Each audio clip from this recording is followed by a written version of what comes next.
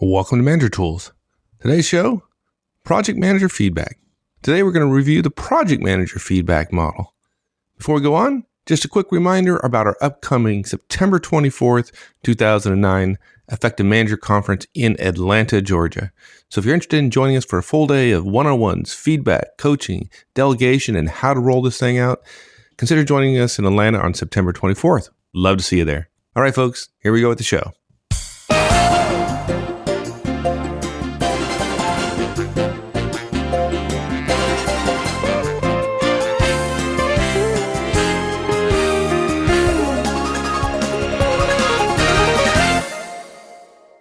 Well, you and I both don't particularly like matrix organizations, but No, we're realists. They do exist, and we probably ought to talk a little bit about that because project managers often have to give feedback to their folks. When I say their folks, these folks don't generally report to them; they're just part of the project team, and it's a little different. And we have some recommendations around that. exactly. Project managers' roles are unique. There are a lot of people today who think that the matrix model and project management is management just because if they're in a technical organization, that's the way the organization is structured. But of course, that's not exactly so. Project manager roles are different than normal manager roles in some ways, similar in many and different in some. And we're really just going to focus on one part of the project manager's special challenges today, which is how to give feedback to their project team members. And look, it's easy. The short answer is the Manager Tools peer or project feedback model. And it's convenient that both peer and project start with a P. We might periodically call it the PFM, the project or peer feedback model. And this is really just an addition to the family of feedback casts, which of course adds it to the basics casts as well. And the reason we're doing this is it goes back to the fundamental about why we have the Trinity and so on.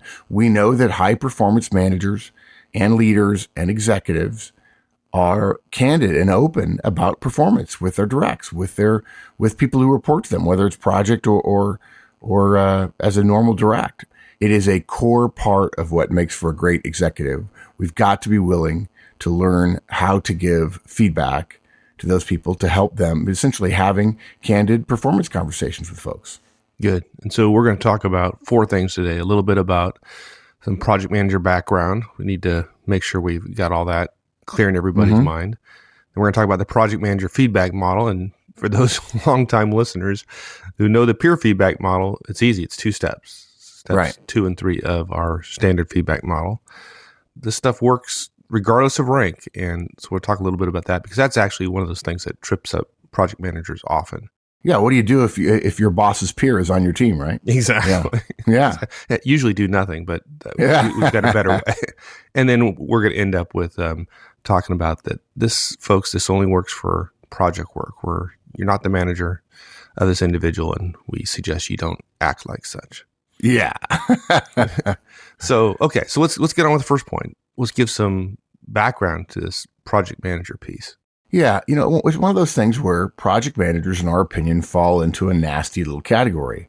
When we're assigned as a project manager, frankly, whether we're in a matrix organization or not, the organization, in our opinion, in a manner of speaking, throws us to the wolves.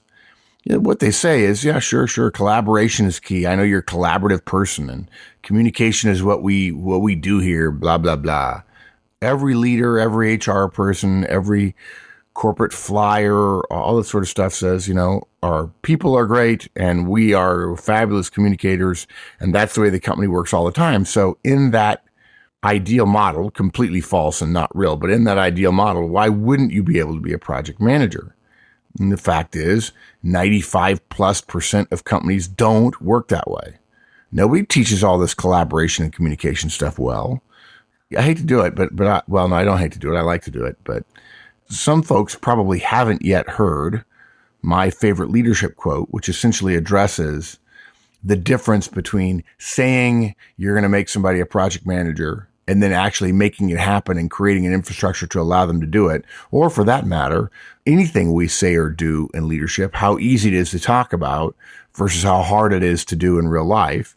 And this is my favorite leadership quote. It comes from John Brown's Body, which is a Pulitzer Prize-winning book by Stephen Vincent Benet, written, got to be 100 years ago. And it goes like this. If you take a flat map and move wooden blocks upon it strategically, the thing looks well, the blocks behave as they should. The science of war is moving live men like blocks and getting the blocks into place at a fixed moment. But it takes time to mold your men into blocks, and flat maps turn into country where creeks and gullies hamper your wooden squares.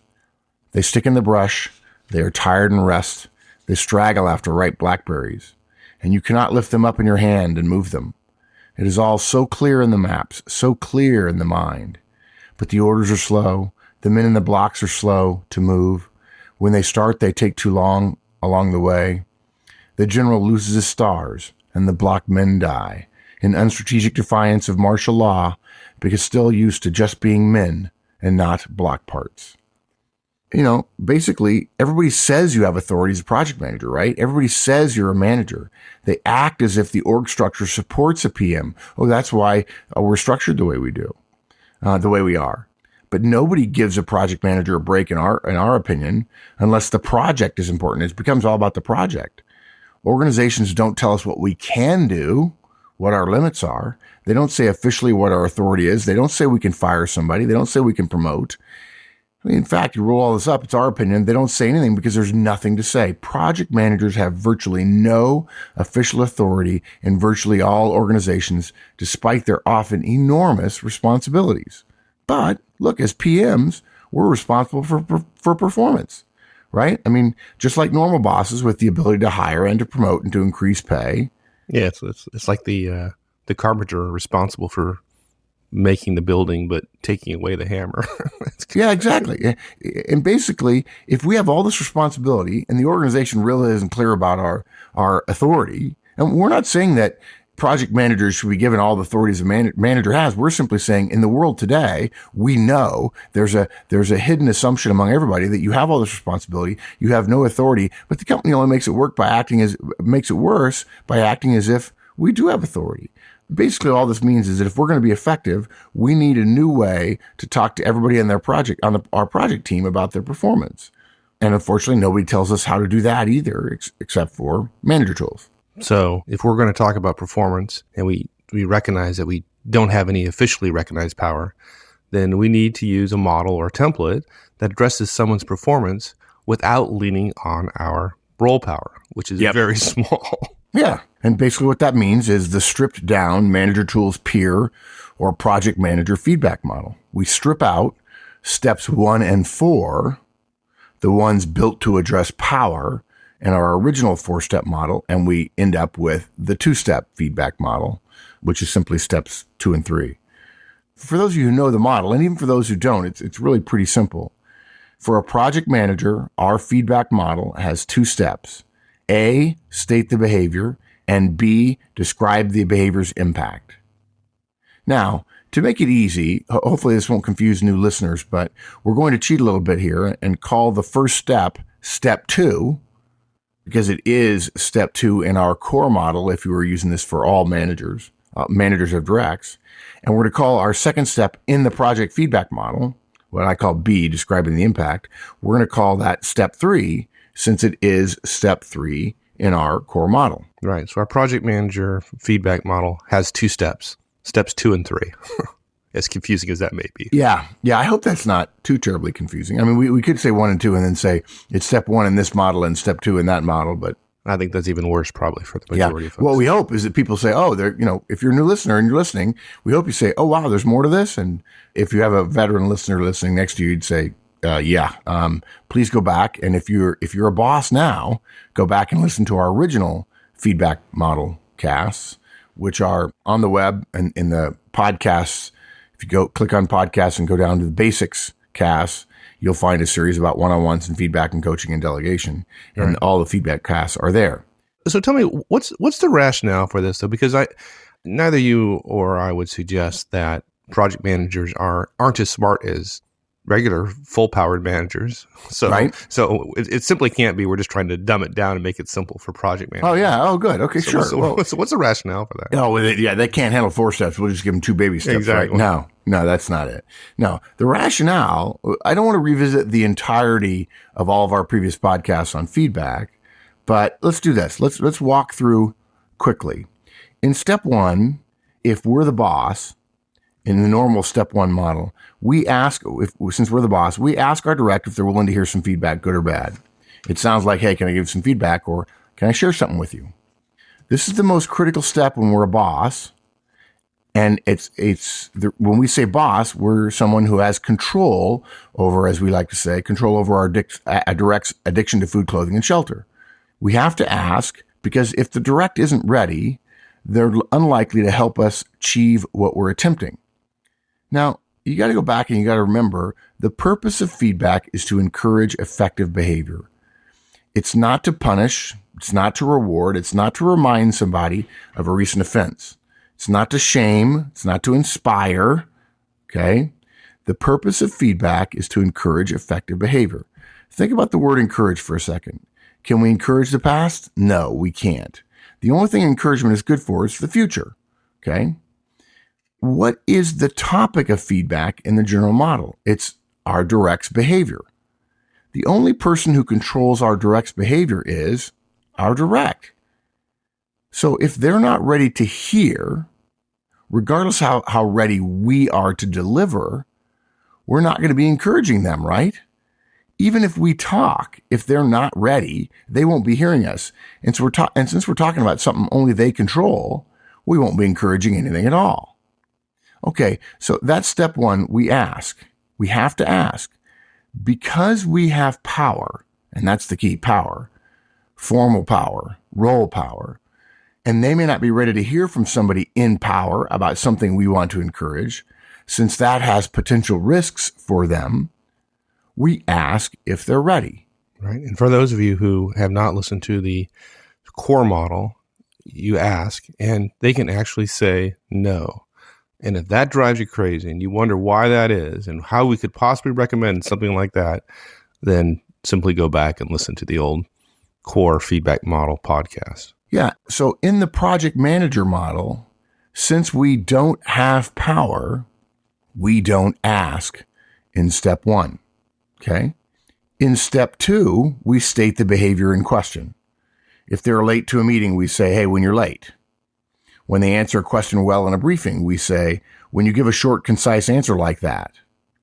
When they're rude to a coworker, we say, when you yell at Terry. We do this to focus the discussion on what they did. We don't say, I feel that what you did wasn't valid, because when you do that, when you say, I feel that what you did wasn't valid, we're making the feedback about our response, about our emotions about it. Okay. Step 2 basically creates the first half of an if-then statement, or the first half of a stimulus response, or of an action-reaction situation. In other words, step 2 is the first half of you did this and then this happened kind of pairing. Okay? Action and reaction, stimulus and response. Step 2 is the action or the stimulus. Now look, because this step has nothing to do with power, but it's simply a statement of the recipient's behavior. The recipient of the feedback is what we're talking about there. Step 2 is the first part of the project feedback model. We can make a connection between action and reaction, even if we're not the boss. But we can't ask, hey, can I give you some feedback? Because that implies that we're their boss, that there's power, and they may not be ready to hear something from their boss. Again, step 2 doesn't have any power inherent in it. Any role power doesn't make it worse or doesn't eliminate it as being valuable, because all we're doing is saying, hey, you did something. Right. Which is fairly straightforward. Yeah. And because we're talking about behavior, it's not an inference or a characterization of behavior. It's simply observable behavior. And we'll talk more about that in a little bit, I guess. Yeah, exactly. Now, step 3 of the original model is we describe the impact of the behavior. They did something, and because of that, something happened.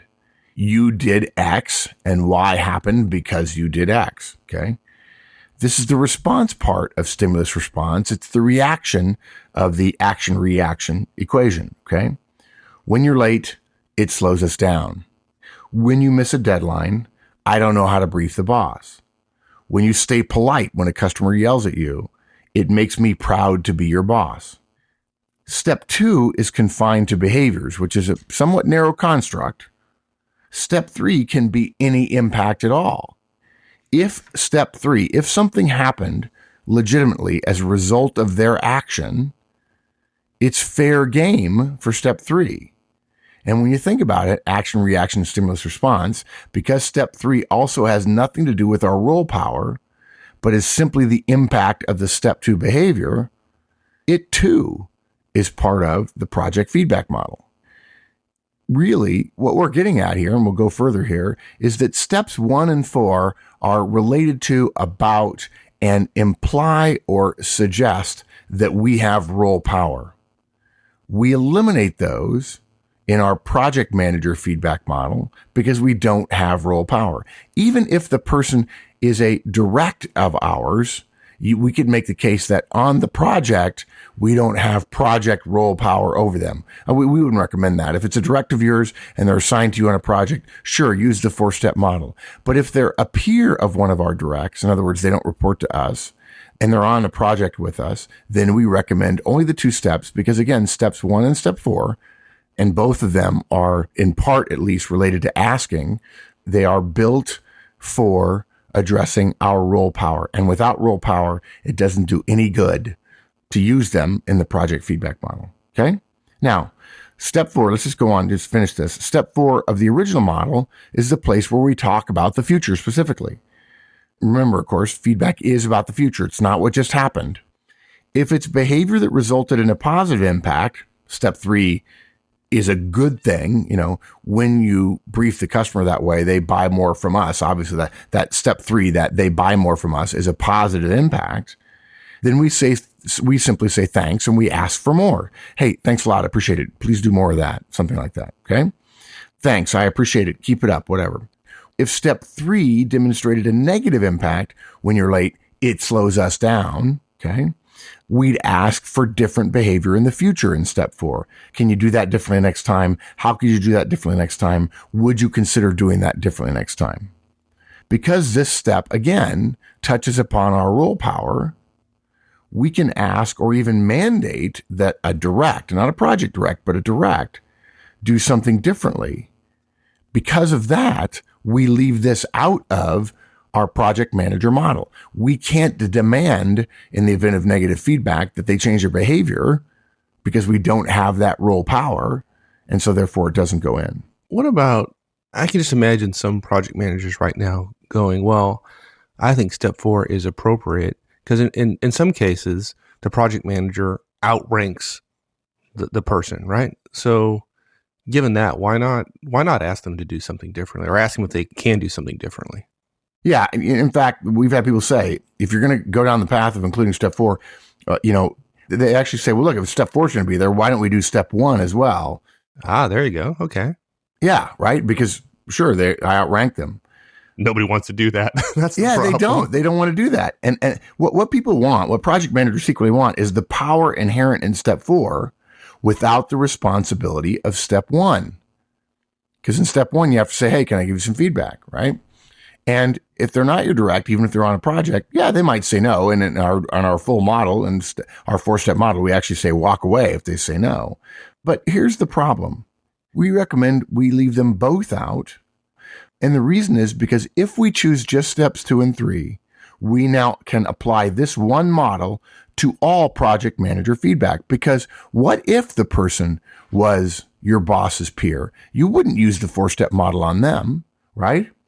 And now you have to think, would I ask that person, would I use the step 4 model because of his rank? And what we're doing there is we're adding an additional step, which is, okay, I got to think about where this person fits in the organization. Again, we'll talk about that further. So if you're going to use step 4, you're essentially implying I should also use step 1, which then both of those relate to role power and we don't recommend it. Okay. Now what most people want at this point is, okay, how does that sound? Right. And here's an important thought to have before we give you a bunch of examples. If you take out steps 1 and 4 of the model and all you're doing is stimulus response, action and reaction, if then, okay, really what it boils down to, getting rid of the role stuff, we are sharing new information with our project team member. That's all. That's all. We're simply sharing it. We're holding it out in front of them for them to look at. We're saying, you did this thing here and this other thing happened. Thought you'd want to know. It's not really terribly positive or negative. It's not a judgment. It is an observation that they may not be aware of. Okay. Again, you heard that right. It's not terribly positive or negative. The negativity or the positivity is more a function for most directs or most project team members, a function of the role power. Because the decision about what's positive or negative so often in organizations rests with the person who has power, we wanted our model for project managers to reduce the judgment of right or wrong or good and bad and just say, hey, I noticed this result from your action. I thought you'd want to know. Okay. And look, I even tell people when we're briefing individual, client managers or something, when we're on site at clients, feel free to leave in the actual words. I just thought you'd want to know. That tends to say I'm acting as your peer rather than saying this is pejorative, this is negative. You might be considering me casting aspersions on you, whatever. This is just me sharing something. It's almost a whispered aside rather than a directly delivered 4-step model. Yeah. It's almost like you're doing the person a favor, right? Yeah. You did this. I don't know if you noticed, but I saw this result of what you did. Just thought you want to know. Right. And look, we've talked before about something called the starter feedback model for bosses, which is you only do steps 1, 2, and 3. There are managers or directs right now who are saying, wow, I like their theory here. I may just start using steps 2 and 3. We're not saying you can't. Just recognize that steps 2 and 3, sharing information and saying, well, I just thought you'd want to know, is fine. But at some point, you're responsible for them changing their behavior if it's negative. And this does not necessarily encourage changing of behavior in all cases.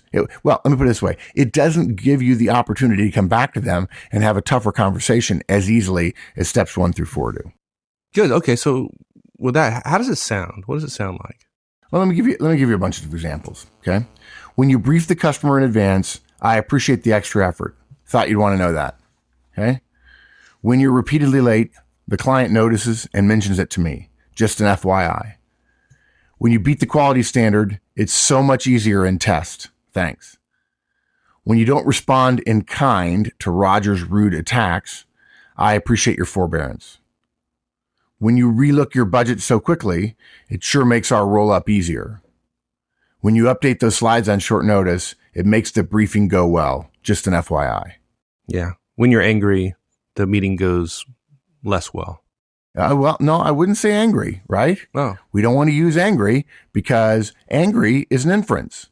Now, when you roll your eyes and you say, this is stupid, I think you're angry, and that doesn't help, right? But that's a case where we want to stick to behavior. Now look, those of you who have been listening a long time know our distinct bias around behavior. Focusing on anything other than behavior for most managers is going to be problematic.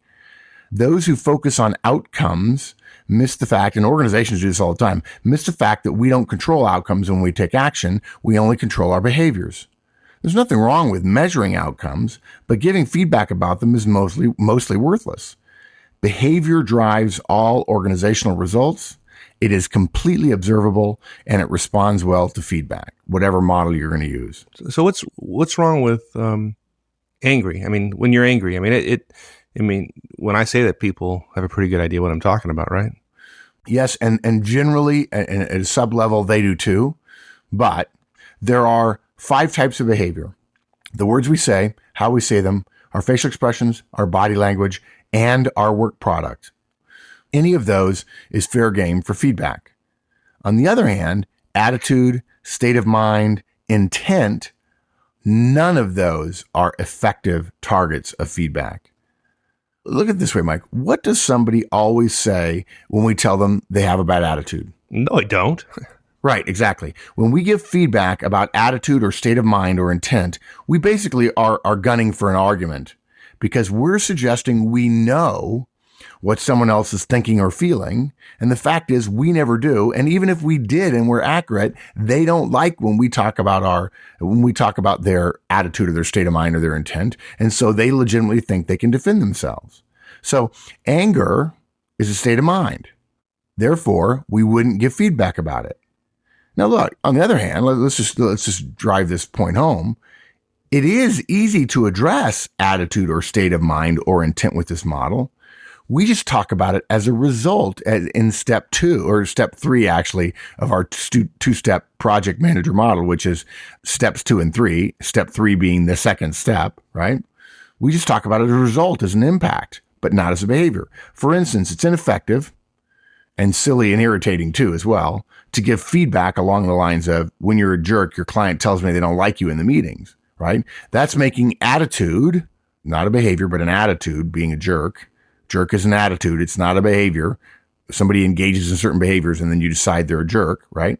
We're making attitude part of the behavior step, right? Now compare this though. When you roll your eyes and call the client stupid in the meeting, they call you a jerk later. Yeah, they call you a jerk later and ask me to have you not come to meetings. Or when you roll your eyes like that in a meeting, you look like a jerk, right? So in both those cases, the jerk, the attitude are impacts and not behaviors. So somebody could argue with you the connection between the rolling of the eyes and telling somebody they're stupid in a meeting, and the fact that the meeting doesn't go well, or whatever the consequences are. But they certainly makes it a lot harder to argue about whatever they did. I mean, those are observable things. If you had a videotape, you'd actually be able to see them doing it. You'd see their body language, you'd see their facial expressions, you'd see the words they said and how they said them.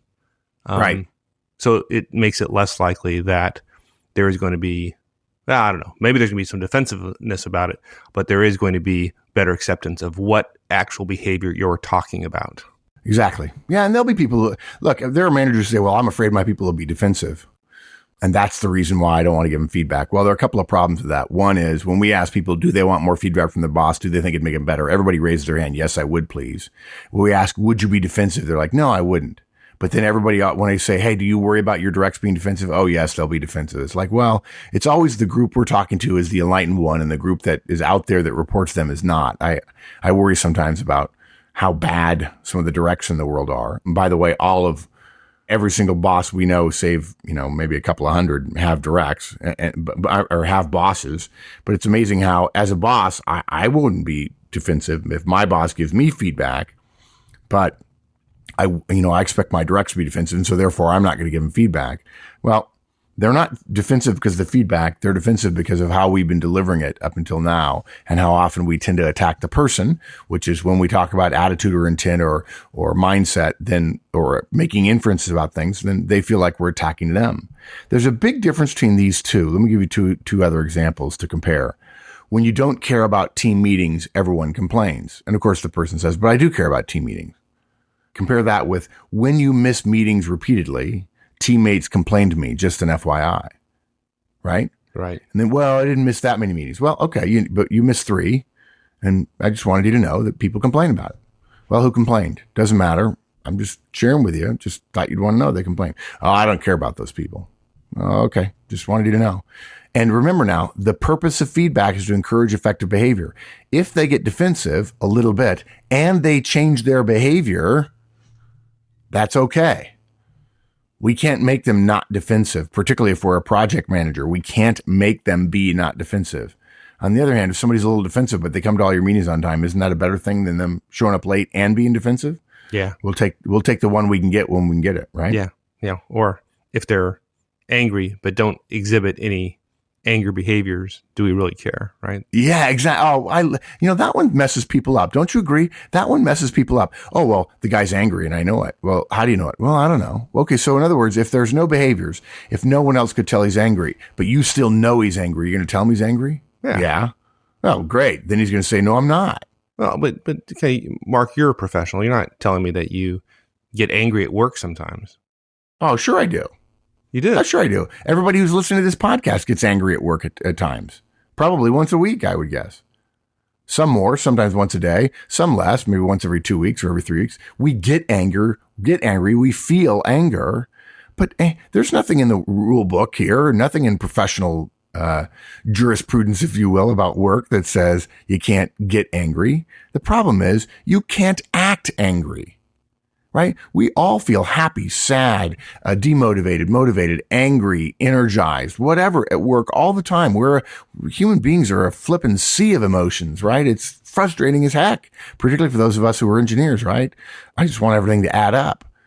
Anger is okay. Feeling angry is okay. Acting on the anger is the problem. And if somebody comes to work angry but delivers all the things you want them to deliver and is relatively pleasant with other people, then you don't have a problem. Now, if they start acting angry, the thing is, we just don't talk about how angry they are. We talk about the actions, because them feeling angry doesn't hurt other people, doesn't affect our results. It's their behaviors when they're angry that makes the difference. And that's why we focus on behavior. Exactly. So let's talk a little bit about how this works with folks that might have more rank than us. And I think that's a challenge for a lot of project managers. They might be a project manager and have directors on their project team. And so are you saying that this model works even for the project manager who's giving feedback to the person who could be several levels above them in the organization? Yeah. Now, look, we understand politically that could be dangerous. And there are some people that we would say, use your judgment and be cautious. But this is the lowest impact way of talking to someone who's responsible to us on a project for something that's going well or not going well. Remember, it could be positive or negative. It doesn't have to be negative. And if somebody's 2 levels above you and you give them an FYI and they get angry, okay, they behave angrily toward us, then okay, they're probably not going to respond well to a simple FYI. And so guess what? We're probably not going to give them any more project manager feedback because we've told you before, we don't manage our boss. On the other hand, we would argue that person behaved unprofessionally and you still have an obligation to talk to them about things that could go better. And frankly, we've also found that the vast majority of more senior people are very open to feedback and expect project managers to talk to them about things that are slowing things down, and that they know they're late and they're using their rank privately, their role privately, to not get in trouble for it when in fact they know they're late. And so the project manager says, hey, I just want to let you know when you're late on stuff, it slows the rest of the work down. Just want to give you an FYI. You can even say, I know you're 2 levels above me, so I respect you've got other stuff to do, but all we're doing is offering something. And this really boils down to the reason we slimmed down the feedback model, the project feedback model, to 2 steps, is that it does completely take rank out of the equation if all we're doing is talking about action and reaction. We mentioned earlier that a PM might have somebody on their team that is a peer of one of our directs, right? And ostensibly, we'd outrank them. This is somebody a lower level than us. They're an individual contributor. We're a manager. They're an individual contributor and a peer of one of our individual contributors who's a direct of ours. And we'd quote, outrank them in the company. And frankly, on most project teams, at least in the plurality of most project teams, that's the case. The people on the team are going to be maybe not your directs, but peers of our directs. Okay. But if we built a model that addresses only the plurality, which is most of the people on your team are going to be 1 level down from you, that only makes sense if we want every project manager to have to make a distinction between the various ranks of various team members in order to deliver feedback. And then suggest a different model for those who are our peers or our superiors or our direct peers or whatever, depending upon the organizational model. But look, the facts today are that organizations are becoming less and less clear about relative rank, and projects tend to include many different organizational representatives, and they're often scaled up and down with vertical, various levels of people in the organization. To say nothing of the fact that if you don't have direct power over somebody, there's somebody who's going to be a level below you, but because they've been there for 20 years and you've only been there for 5, they're going to feel like they outrank you. People look for any justification to give themselves more power, more rank, and people who have been there a long time, but at a fairly low level, talk about their seniority and not about their role. Everyone who's listening has heard that before, right? So essentially what we're trying to do, if we had a model that said, depending upon the rank of the person and so on, what would happen is that would make it hard to decide what model we're going to use with which of our folks. And look, even if we are sure, having to pick and choose is still an extra step. And Mike and I know that extra steps in processes, particularly in ones where we're trying to give feedback, which should be fairly short and sweet, extra steps reduce compliance among managers and among project managers as well. So a project manager can use this model to give two-step project manager feedback to someone who is assigned to our team, even if they ostensibly outrank us. And again, we go back to the point I made. There are probably some situations where we wouldn't recommend it. Okay. It's our boss's boss. We don't have a good relationship with him. He's not known for being collegial. He's been rude to us before and dismissive of us before. Okay, fine. Leave that person out. Okay. But this model works even for people who outrank us. And it works well in part because of good relationships, in part because of willingness. And it's powerful because of those things also. Well, what about the client who comes to us and says, hey, Mike, I've had this guy on my team for a long time. He's part of my project team. We go back a long while, and he's good for PM feedback. And I've observed this other feedback, not related to the project, but I need to give him feedback on it. What's your reaction to that? Yeah, no way. No. Now, look, if you're a friend of somebody and they're a peer of yours, then there are certain situations where the action-reaction thing, just an FYI, might help. But our fundamental belief is this is built for project managers. It's designed only specifically and exclusively and entirely for the project-related work that you're on in the time that you're on it, okay? This is not carte blanche, okay? It's project-related. It works for the duration of the project with those folks who, quote, report to us as their project manager. Only them. And only on stuff related to the project. We're not the boss. We never recommend trying to be. If somebody says, I'd really like you to be my boss, I would like you to take me under your wing and so on. Okay, that's nice, but that's what they want versus what we know will work. If you want to be their mentor afterwards and you want to use this for mentoring feedback, that's fine, but that's a different role and it's not related to the project work. It's based on it because you met them on the project, but the project manager feedback model works on the project with the people on our project if we're the project manager during the duration of the project. So our recommendation is to just be a good PM, stick with two-step feedback to them during the project and then stop. Good. All right. How about a quick wrap up then? Okay, sure. So we gave some background. We understand that project managers have a tough row to hoe, and the organization doesn't help a great deal. We share the two-step feedback model, which is, hey, when you do this, here's what happens, right? It's action and reaction. We've eliminated step 1 and step 4, which have questions in them from the model. We want to make it simple. We get the work, we get rid of the rank related, the role related power statements in the 4-step model. Hey, when you do X, here's what happens. This works regardless of rank. In other words, you can give project manager feedback to someone on your project team while they're on the team. And you can do it in we're offering an insight, new information for them. And hopefully they'll take it well. And if they don't, we just don't do it anymore. And the last thing is we only do this with project work during the project. It doesn't extend after that. That's it. Excellent. All right, my friend. Thanks. Thanks, partner. All right, man. We'll see you. Thanks, everyone. As always, we appreciate you joining us each week here on Manager Tools. For those of you who are new to the show, I thought I'd point out 2 things. First, this is a lot of stuff. We have almost 300 podcasts, and there's a lot to cover here. And the question a lot of folks have is, where do I start?